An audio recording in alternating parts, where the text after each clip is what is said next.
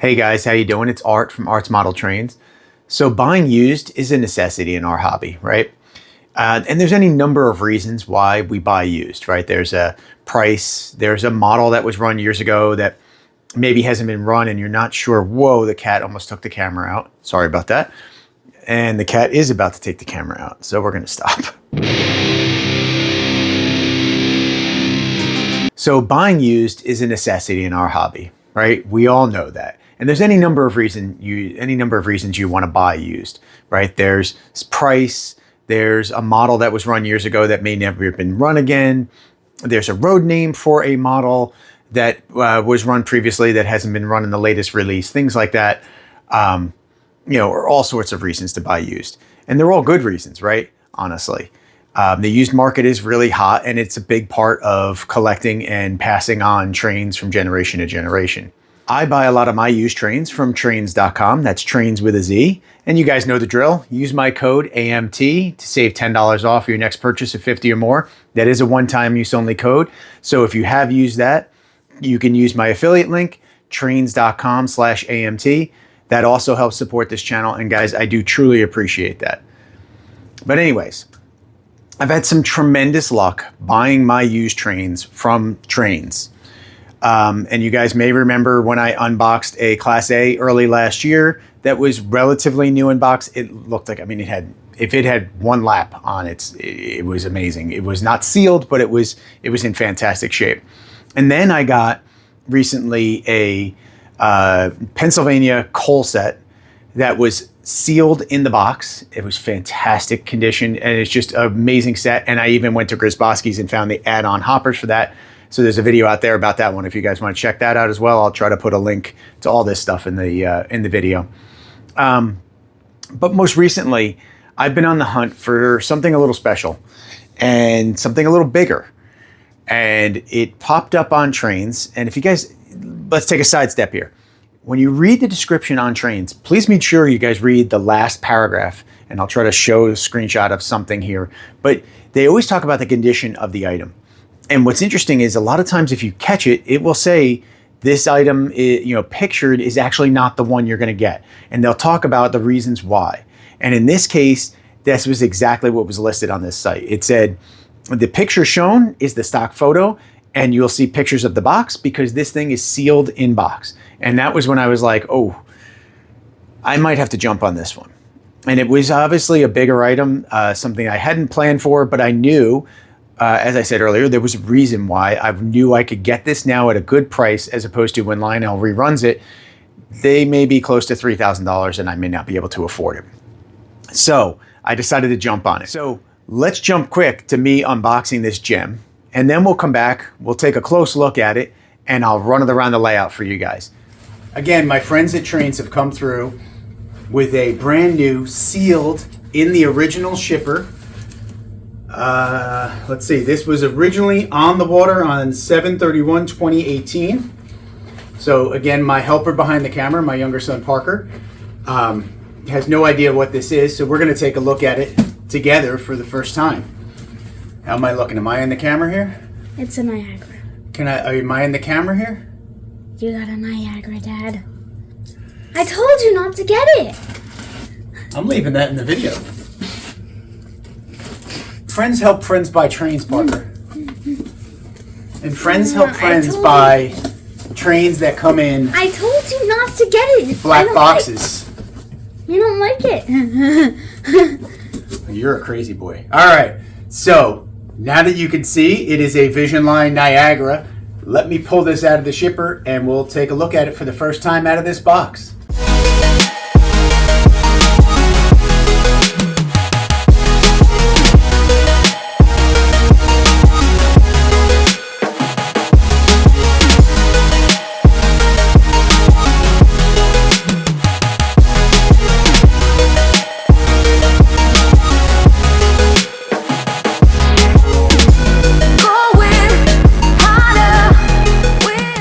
All right, guys, so I got you in close now. I was going to try to pick this up off the rails and show you some of the details by hand, but it's just too big and too heavy. But the details on this locomotive, I've never really looked at a Visionline up close like this. and it is just tremendous. And I will bring you back up front here to show you exactly what I mean. These little pipes and stuff in here that you can kind of just make out are all in, you know, just nice little separately applied details that just really make this locomotive stand out. And again, the interior of the cab, which you can't really see because it's not lit up right now, is fantastic. All the details across the top. And now this locomotive intentionally was designed pretty low profile to fit through the tunnels of the New York Central. So it doesn't have a super amount of detail across the top, but what it does have looks great. And again, with this locomotive, you have the fill hole for the smokestack that also does the whistle steam. You have the pop-off steam that comes out of here. This is a pot. You can pull this out and fill that thing, that smoke unit. And then, of course, this has the water scoop effect, which is a smoke unit in the tender, and the fill hole for that is up front here. So really cool, really awesome engine with a lot of detail. And I'll show you down here in the back. You can see. And again, on the tender, this hatch lifts up. There's an on-off switch for the smoke unit and a volume pot. And then on the locomotive itself, this is a little tricky to get off. These magnets are pretty, there you go, pretty tight. But all your switches are in here along with your volume pot as well. So it's really great that Lionel's been putting these on the top of the locomotive, especially with something like this, because it is just very difficult to lift this up and change all those switches underneath. Okay, so we got that back on. So let's move around the front here and just so you can get a good shot of the front.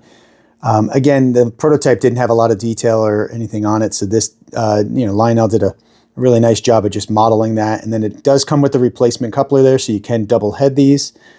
The smoke deflectors do have screws in them, so you could pop those off if you really wanted to. And just, you know, really, really just a beautiful engine. And I know I'm probably overdoing it, but this is my first Visionline, so I'm just really blown away by the detail. Now, this is rated for 054, but I will tell you, she's not happy on 054. She really isn't. The locomotive is fine. It's this tender with all these wheels right here. Let's see if I can get that lined up right on the camera. They really don't like going around 054. She probably should have been rated for 060. I guess Lionel could have taken these and made these blind wheels, but I guess for detail's sake, they didn't want to do that. That would have made this run much better around 054. And it did have one problem with one of my switches where it does not like the 054 switch. The front truck of the tender was riding up and going over the switch and derailing every time. I actually had to take the switch, and I'll throw a picture in here, and raise one of the rails so that it caught the truck and prevented that derailment. All right, guys, I have my mic off, and I will go ahead and do the extended startup. Hopefully the phone can pick up the volume of this locomotive. It is just really loud. Porter Tower calling the 6013. 6013 answering. Go ahead. Over. Make a pull to the pit to top her off. Over. Roger that. 6013 out. And it does have a few variants of that startup sequence. There's another, at least one or two that I've heard, which are pretty cool. And now you can see we got the smoke fired up, so we're just starting to get a little bit of smoke out of the main stack there. Your whistle smoke. Your blowdowns will happen automatically, or you could trigger it with aux 3. And then the water scoop effect will happen only when the locomotive's in motion. There is one feature that I have watched a bunch of videos, but nobody actually mentions. This locomotive comes with a wheel slip feature. So when you start it up, and we'll just start it up quickly here, and you apply on your cab 2 or cab 3, full train brake, turn the wheel to a speed steps, setting that you want, and release that, you will get wheel slip. It is only the audio that actually creates the wheel slip, not actually the wheels, because these have traction tires on them, so they wouldn't slip. But it is still pretty neat. It is not like a triplex, but it's still pretty cool. So you'll see here if I release. And unfortunately, I was set to go backwards, so it went backwards. But you get the idea. We'll try it again when I get it running around the layout. So you can see the sound makes it feel like it's wheel slip, but the wheels themselves don't actually slip.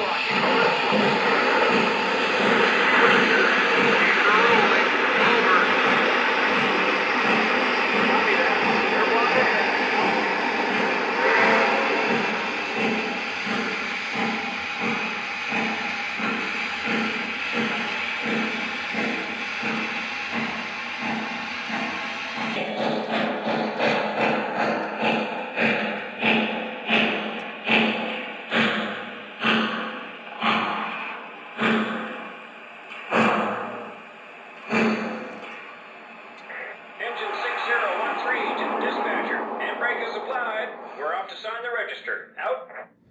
So I am super excited to have added this to the collection, guys. This is my first Visionline. It is an amazing engine, so much detail, so many features, so cool, really. And the sounds just blow you away.